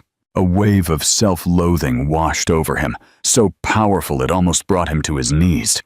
What had he become? He had traded this genuine, quiet love, for the cheap, hollow thrill of Victoria's manufactured adoration. His mother was right. He was a fool. Meanwhile, Sophia was grappling with her own silence. The deed sat on her coffee table, in her sleek, impersonal downtown condo, a place that had felt like a refuge, but now felt like a waiting room. The document was a source of immense, terrifying power. Her friends, when she had cautiously told them, were unanimous. "Sell it," her colleague Maria had urged. "Take the money and travel the world. Build your own clinic. Make him pay, literally." It was tempting. The thought of liquidating the symbol of her pain and turning it into something good, something that was entirely hers, was incredibly appealing. She could fund a new research wing at the hospital, create a foundation for the families of her young patients. She could erase the name Sterling from her life and replace it with her own legacy. But it wasn't that simple. The mansion wasn't just a house to her. It was the place where she had put down roots, the place where she had naively believed she would build a family. It was the garden where she had planted roses with Michael's father, a man she had adored.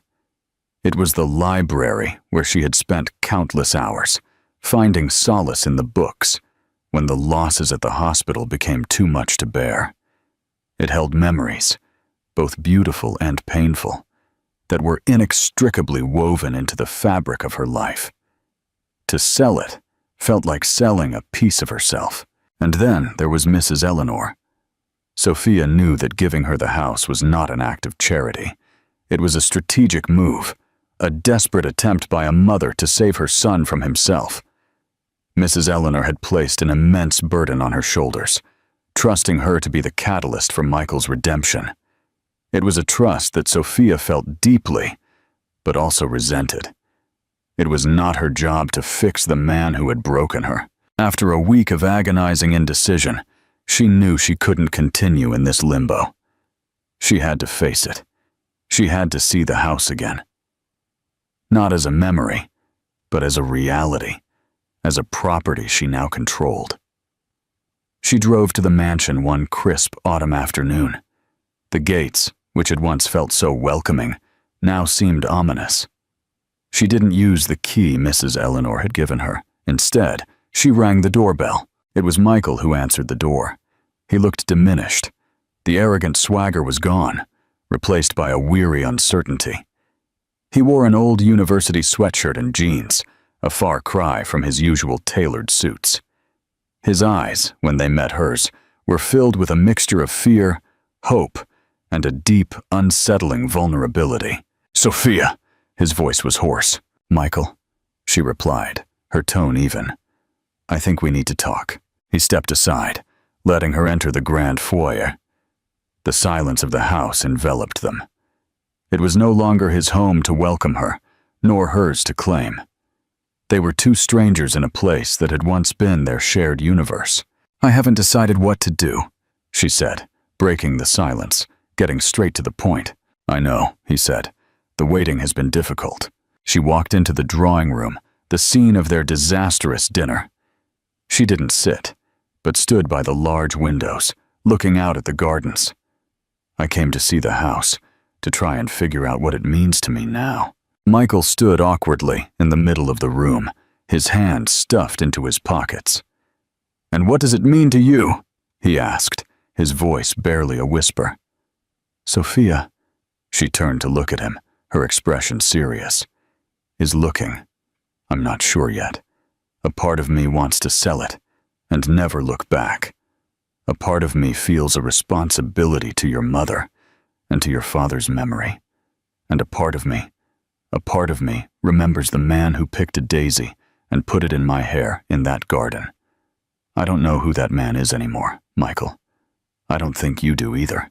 Her words hit him with the force of a physical blow. She was no longer talking about the house. She was talking about him, about the man he had lost somewhere along the way. For the first time in his life, Michael Sterling had no strategy, no counteroffer, no clever move to make. He was stripped of all his defenses, standing before the woman he had wronged, who now held all the power.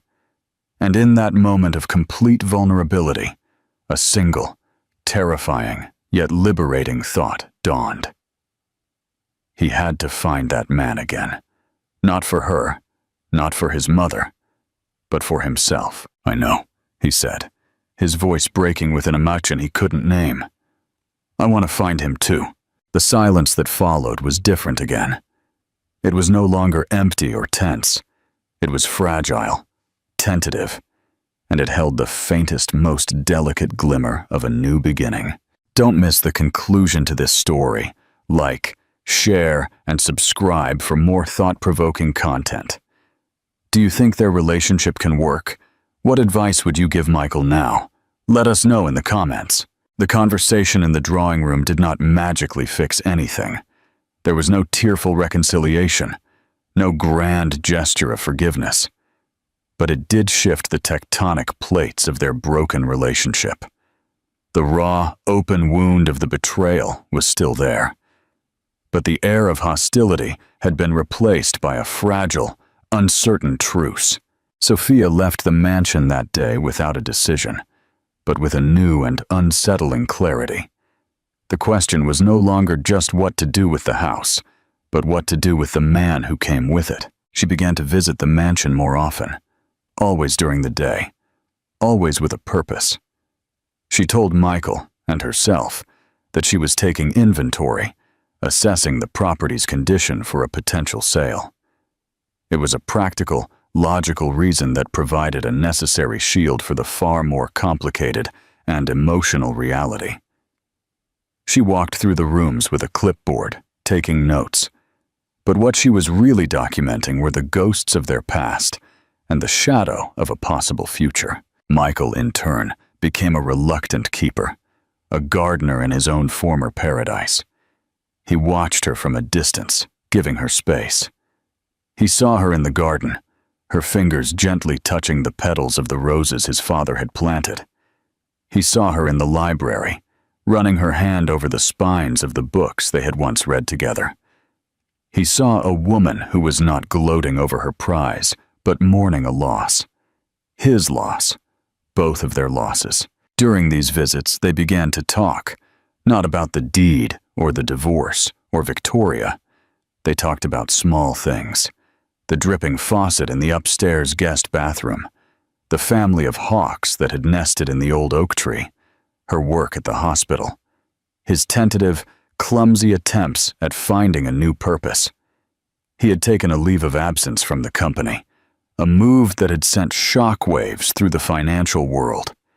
He told her he was re-evaluating, a corporate euphemism for being completely and utterly lost. One afternoon, she found him in the vast, state-of-the-art kitchen, trying to make coffee. He looked so out of place, a captain adrift in his own galley.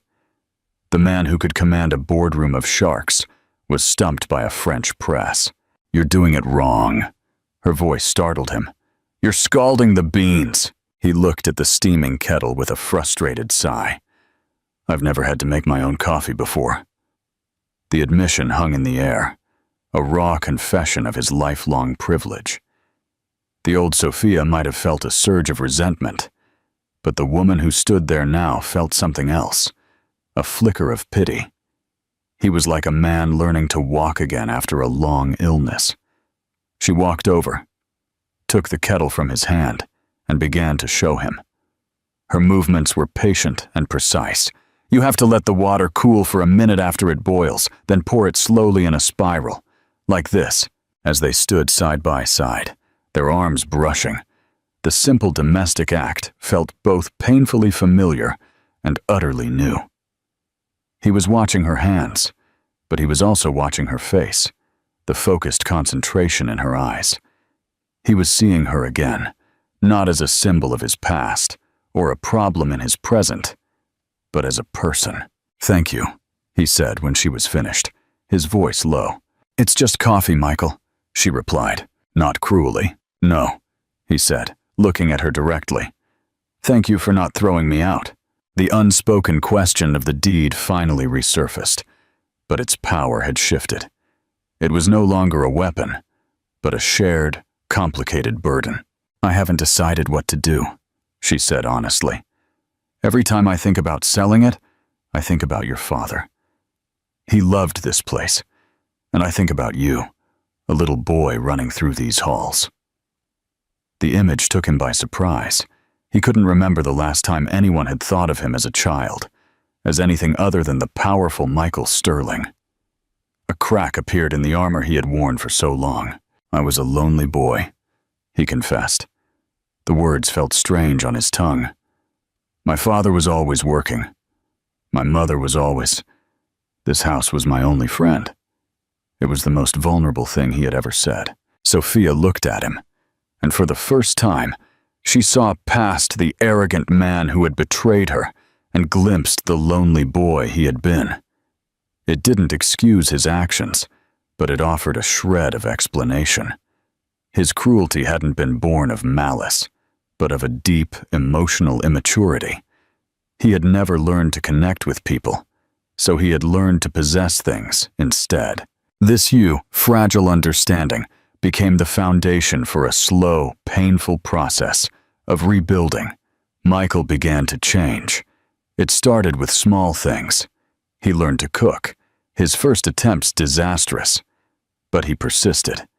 He began to work on the gardens himself, firing the expensive team of landscapers.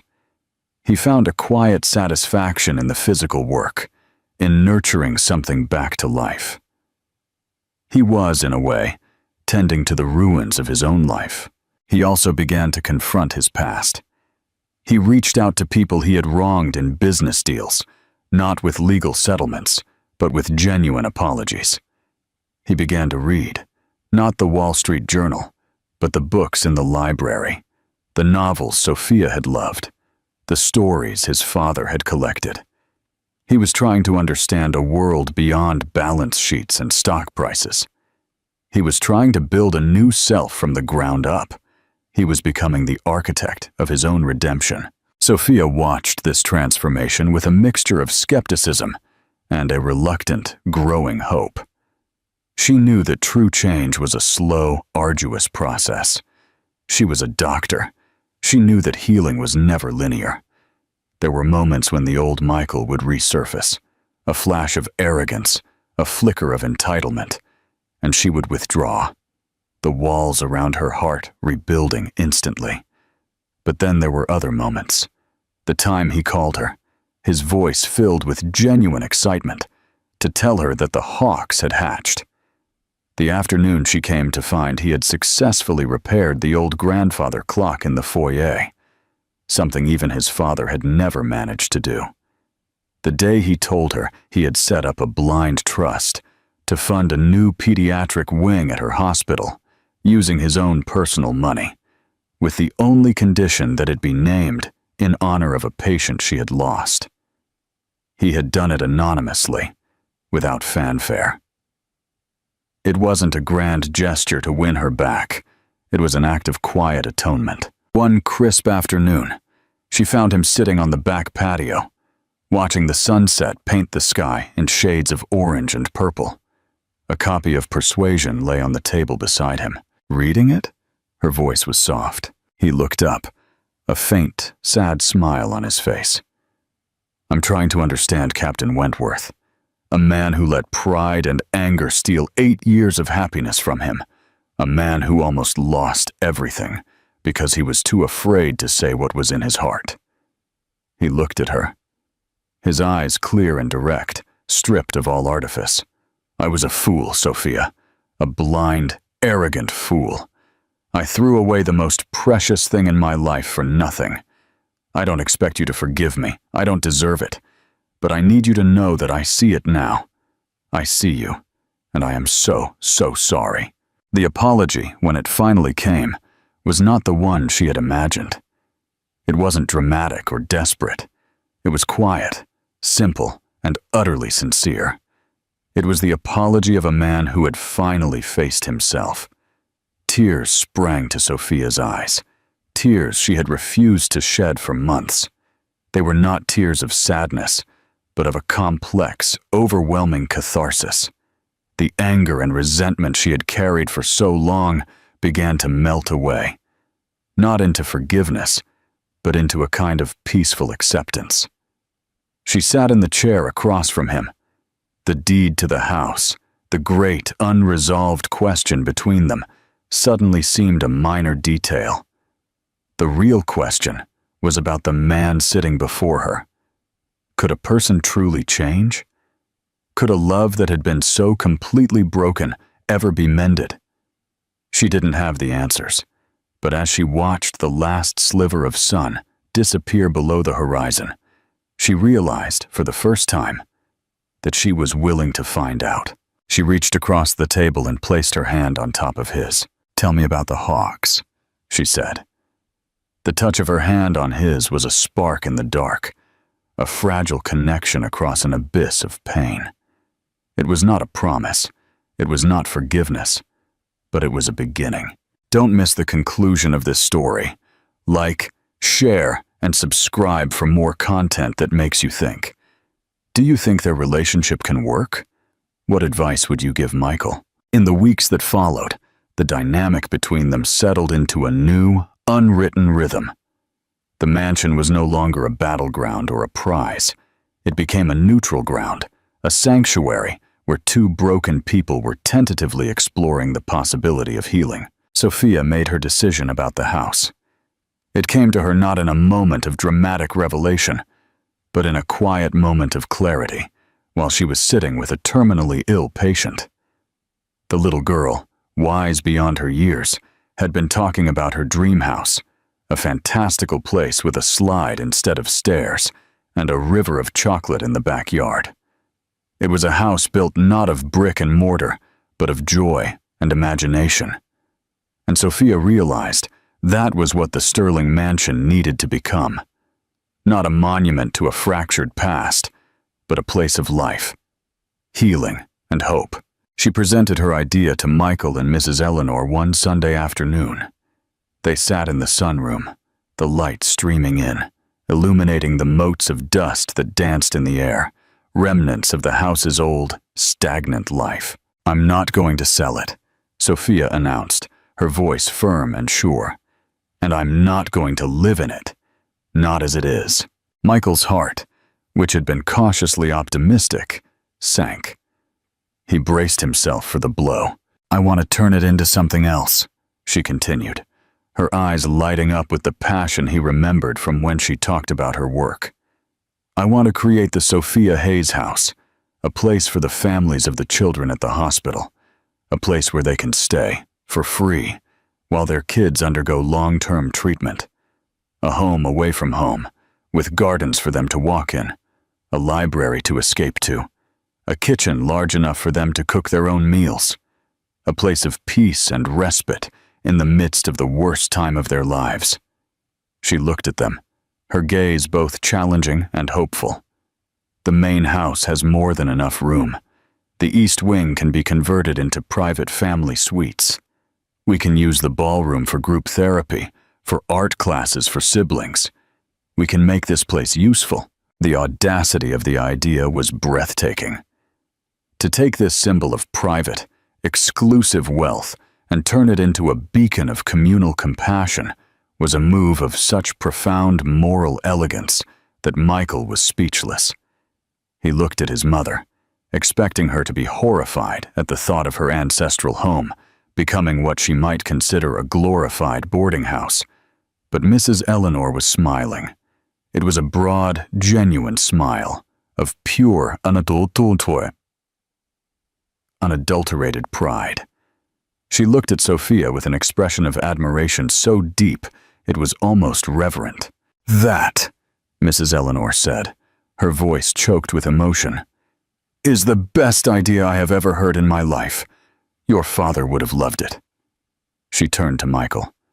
"Well, son, what do you think of Dr. Hayes' proposal?" All eyes were on him. This was a test, an opportunity to prove that his transformation was real. The old Michael would have seen the financial folly, the logistical nightmare, the desecration of his heritage. The new Michael saw only the beauty. "I think," he said slowly, his voice filled with a sincerity that even surprised himself, "that it's a brilliant idea, and I want to help." He looked at Sophia. "I want to run it. I'll leave the company. I'll manage the foundation. I'll oversee the renovations. I'll handle the fundraising. Let me build this with you, Sophia. Let me help you create this." It was a plea and a promise. He was offering to lay down the weapons of his old life, his career, his ambition, and pick up the tools to build her dream. He wanted to be a partner in her vision, not just a bystander. Sophia studied his face, searching his eyes for any hint of his old self, any sign that this was just another grand gesture, another acquisition. She saw none. She only saw a man desperate to atone, to create meaning from the wreckage of his past. "All right, Michael," she said softly. "Let's build it together." And so began the deconstruction of the Sterling mansion and the construction of the Sophia Hayes house. The project became their shared purpose, a new foundation on which they could build a different kind of relationship. The heavy velvet curtains were taken down, replaced by light, airy linen that let in the sun. The dark, imposing furniture was sold at auction. The proceeds went directly to the new foundation. The walls were painted in warm, cheerful colors. Michael threw himself into the work with a passion he hadn't felt since his early days in business. But this passion was different. It wasn't fueled by ego or greed, but by a genuine desire to create something good. He was a natural leader. His skills in management and finance proved invaluable. But he also learned to listen, to collaborate, to defer to Sophia's vision.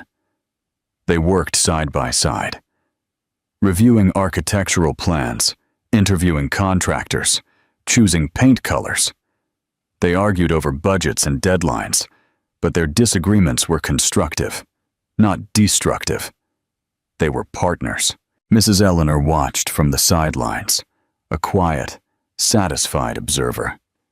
She had moved into the guest house on the property, content to cede the main stage. She watched her son change before her eyes, becoming the man she had always hoped he would be. She had made a massive gamble, and it had paid off in ways she could never have imagined. One day, months into the renovation, Sophia and Michael were standing in the middle of the grand foyer. The floors were covered with drop cloths, the walls were bare plaster, and the air was thick with the smell of sawdust and paint. The crystal chandelier was gone, replaced by a simple modern light fixture. It was a chaotic, beautiful mess. "It's going to work, isn't it?" Michael said, a note of wonder in his voice. "Yes," Sophia replied, a smile on her face. "It will." He looked at her, standing there in her paint-splattered jeans and t-shirt, her hair in a messy bun, and he felt a surge of love so powerful it almost knocked him off his feet. It was a different kind of love than he had felt before. It wasn't the possessive, youthful infatuation of their early years, nor was it the comfortable, stagnant affection of their later marriage. It was a love born of respect, admiration, and a hard-won, shared grace. It was a love built on a new foundation. He reached out and took her hand, his fingers lacing with hers. "Sophia," he began, his voice choked with emotion. She squeezed his hand. Her eyes met his. "I know, Michael," she said softly. "Me too." They didn't need to say the words. The house, in its messy, hopeful transformation, was saying it for them. They had a long way to go. The scars of the past would always be there, a faint, silvery reminder of the pain they had endured and the lessons they had learned. But as they stood together in the ruins of their old life, they were no longer looking back. They were looking forward to the new, beautiful thing they were building together.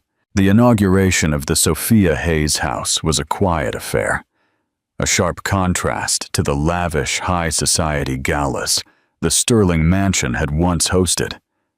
There were no reporters or celebrities, just the hospital staff, a few key donors, and the first 3 families who would call the house their temporary home.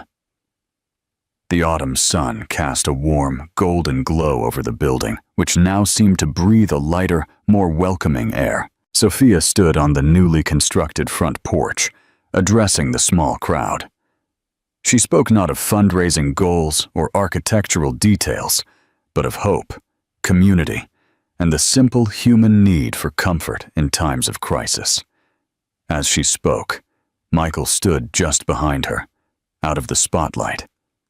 He watched her, his heart swelling with a pride that was pure and selfless. This was her vision, her triumph. He was simply a humble contributor, and that was more than enough. After the speeches, they mingled with the guests. Michael found himself talking to a young father whose 6-year-old daughter was battling leukemia. The man, his eyes hollowed with fear and exhaustion, talked about the relief of having a quiet, beautiful place to stay, just minutes from the hospital. "I can cook my daughter her favorite meal tonight," the man said, his voice breaking. "In a real kitchen. You don't know what that means. It's a small piece of normal in the middle of all this chaos." "I'm glad we could help," Michael said, his own voice thick with emotion. For the first time, he understood wealth not as a measure of power, but as a tool for compassion. The numbers on a balance sheet were insignificant compared to the look of gratitude in this man's eyes. Later, as the evening wound down, he found his mother sitting in the garden, on a bench overlooking the rose bushes. "Your father would be so proud, Michael." Her voice was soft. "Not just of this house, but of you. I couldn't have done it without you, Mother," he said, sitting down beside her. "Your intervention was brutal, but it was necessary. You saved me." "No, Michael," she corrected him softly. "I only opened the door. You were the one who had the courage to walk through it, and Sophia was the one who showed you the way." Their conversation was interrupted by a sleek, familiar car pulling into the driveway.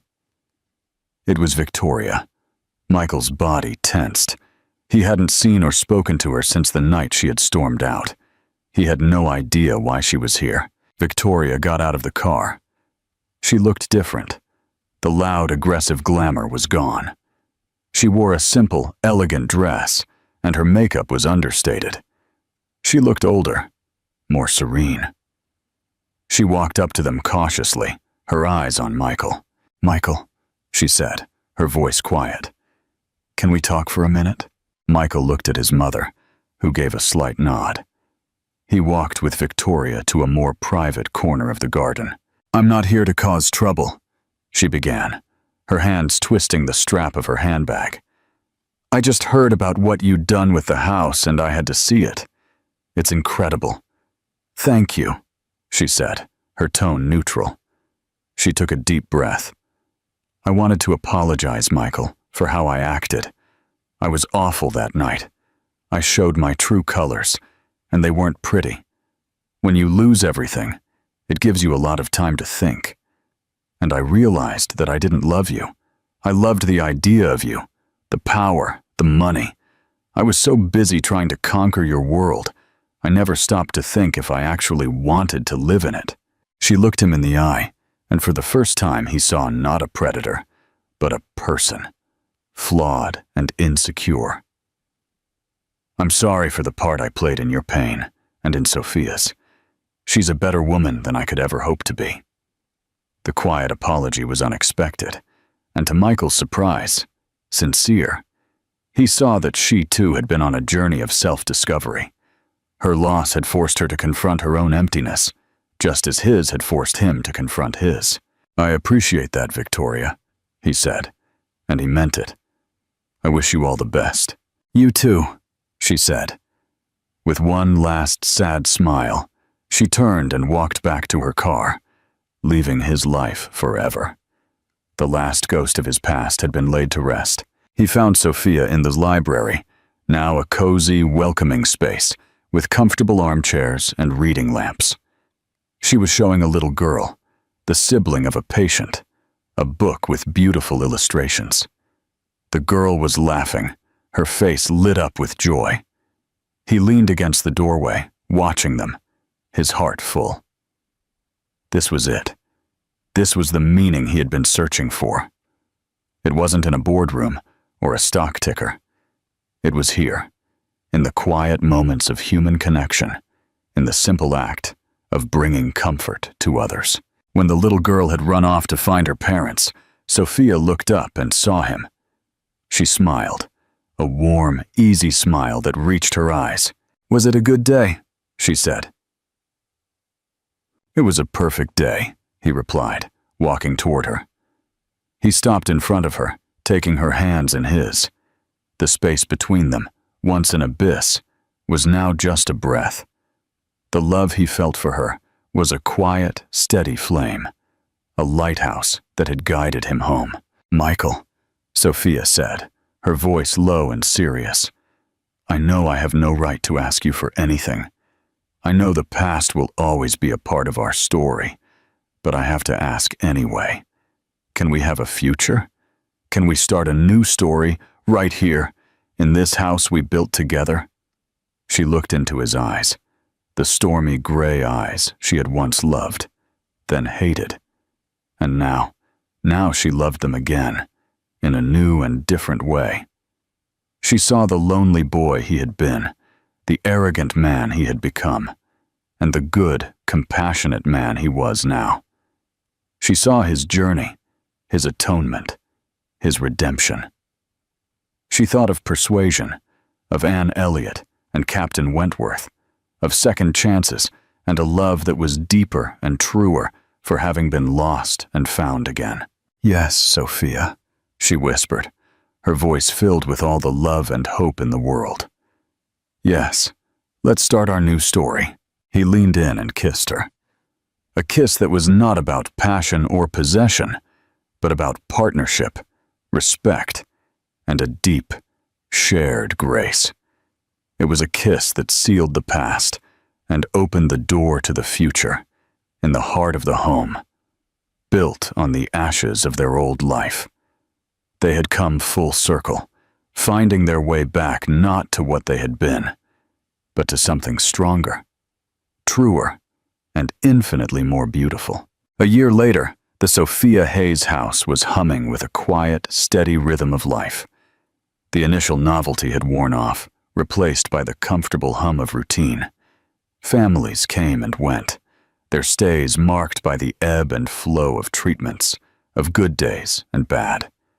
The house absorbed it all, the tears, the laughter, the whispered conversations late at night, the shared meals in the large community kitchen. It had become exactly what Sophia had envisioned, a sanctuary, a place of solace. Michael had found his calling not in grand fundraising gestures, but in the small, daily acts of service. He was the one who fixed the broken toaster, who drove a mother to the pharmacy in the middle of the night, who sat with a shell-shocked father in the library, offering not advice, but simply sharing the silence. The residents didn't know he was Michael Sterling, the former financial titan. They simply knew him as Michael, the kind, quiet man who ran the house and always seemed to know what they needed before they asked.